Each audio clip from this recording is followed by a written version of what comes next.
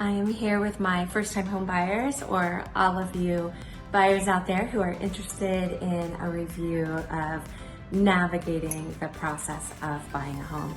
So for my buyers out there who have been following my videos, you have now made a few lists compiling some information about what you like and what you don't like. You've made a list of the things that you really want to see in a home, and then you've narrowed that down to your top one or two, what I like to call luxury items. Again, maybe that's a skylight or a bay window. You've also made a list of your current lifestyle, where and how you spend your time, and a list of what kind of lifestyle changes you might like. So in other words, maybe you want to be close enough to a park to be able to get out there and take walks every day. We've also started this process with you securing your real estate consultant, your realtor, and you've signed your buyer broker agreement. You've been working with your lender and you've compared lending programs between a lending broker. Don't get that confused with real estate broker. But you've compared between a lending broker, your bank, and a credit union at the minimum. You've compared those programs and rates that are available to you. You've been working on your DTI, debt to income ratio, getting that at the optimum level. And you've worked on increasing and improving your credit score if that was necessary. And you're also saving because you've discussed that with the lender, how much you need to save and prepare for. So what's the next step? When do we get out there? You're gonna ask me, when do we just start touring homes? As you can see, the process to really being prepared, it's a lot of prep work. You know, it's a lot more, taking a lot more time, especially first-time home buyers. For myself, I really encourage you to take a lot more time for preparing, taking notes, gathering data, working with that lender.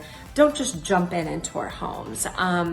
Take that time. And now that you've taken the time and we are ready to tour homes, let's talk about that. In one of my prior videos, I've already talked about how you're out there searching for homes on your own. Everybody does it. We all have access online to multiple sources.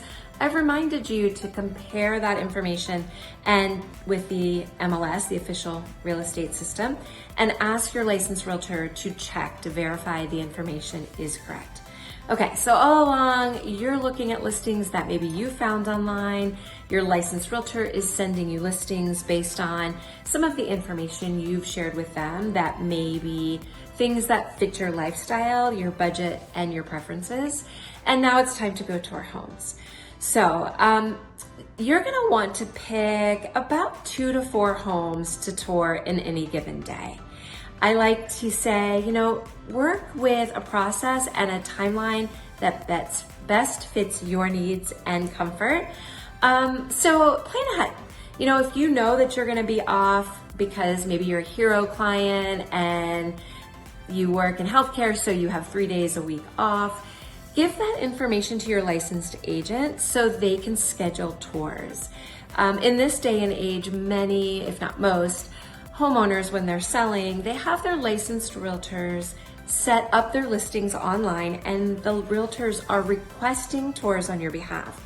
There could be limits. They may say show between 10 and 6, Monday through Friday. They may say show on Saturday only. So the sellers have a lot of control, of course, as to when they're going to allow access into their home. And that's why it's best for you to really think about your availability, share that with your licensed agent, and then work out a schedule where you're touring homes. So my tip for today, think about your schedule, provide your licensed agent with a couple of days each week and a couple of blocks of time that you're able to tour homes. I'll talk to you soon.